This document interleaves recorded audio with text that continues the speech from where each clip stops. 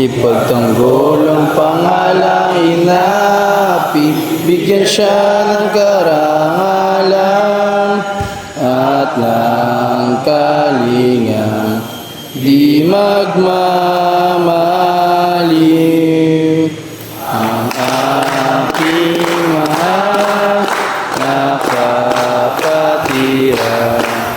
ang tawag mapiyang siyang patnubay sa buhay. Ipagtanggol ang pangalang inapi, bigyan siya ng karangalan at ng kalinga, di magmamaliw.